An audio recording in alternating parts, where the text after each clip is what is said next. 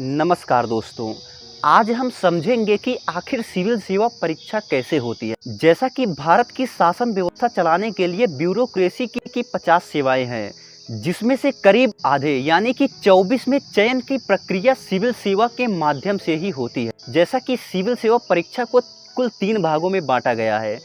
प्रारंभिक परीक्षा, जिसे प्री या पीटी भी कहा जाता है, दूसरा मेंस, जिसे मुख्य परीक्षा कहते हैं, और अंतिम में इंटरव्यू, जिसे साक्षात्कार कहा जाता है।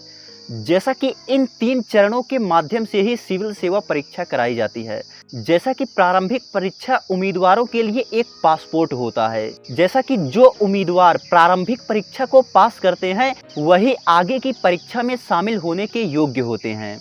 जैसा कि प्रारंभिक परीक्षा के अंक आने वाली परीक्षाओं के अंकों में नहीं जोड़ा जाता है, यानी कि कहने का यह अर्थ है कि रिजल्ट में आपके प्रारंभिक परीक्षा का अंक नहीं जोड़ा जाएगा।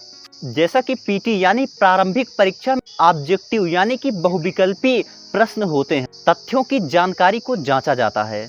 जैसा कि इसमें 2 परीक्षाएं होती हैं, सामान्य अध्ययन और सीसेट। जैसा कि प्रारंभिक परीक्षा में सीसेट यानी सिविल सर्विस एप्टीट्यूड टेस्ट के पेपर को क्वालिफाई करना जरूरी होता है, लेकिन सफलता केवल जीएस पेपर पर ही निर्भर होती है। प्रारंभिक परीक्षा को पास करने के बाद दूसरा आता है मुख्य परीक्षा यानी कि मेंस एग्जामिनेशन। जैसा कि मुख्य परीक्षा में कुल 9 पेपर देने होते हैं, जिसमें मातृभाषा और अंग्रेजी का पेपर सिर्फ पास करना होता है और सफलता के लिए 7 अन्य पेपरों के अंक मायने रखते हैं।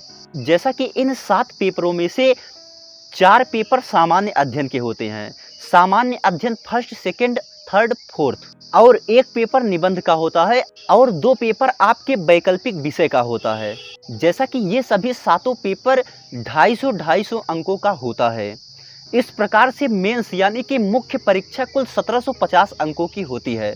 अब तीसरे चरण में उम्मीदवार का इंटरव्यू यानी कि साक्षात्कार होता है, जो दिल्ली के यूपीएससी मुख्यालय में लिया जाता है। जैसा कि साक्षात्कार कुल 275 अंकों का होता है और इसके भी अंक अंतिम चरण में जोड़े जाते हैं। इस प्रकार से मेंस और इंटरव्यू मिला करके कुल 2025 अंकों का सिविल सेवा परीक्षा होती है, जिसमें से छात्र अधिक से अधिक अंक लाने की कोशिश करते हैं। जैसा कि वर्ष 2021 का अभी हाल ही में रिजल्ट आया, जिसमें इस बार टॉप करने वाली श्रुति शर्मा का मेंस में 932 अंक था, वही इंटरव्यू में 173 अंक था।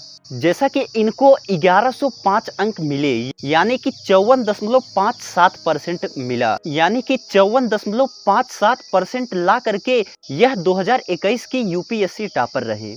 ऐसे में उम्मीद करता हूं कि आप लोग कैसे होती है सिविल सेवा परीक्षा को समझ गए होंगे। मिलते हैं अगले वीडियो में ऐसे ही बेहतरीन टॉपिकों के साथ, तब तक के लिए धन्यवाद।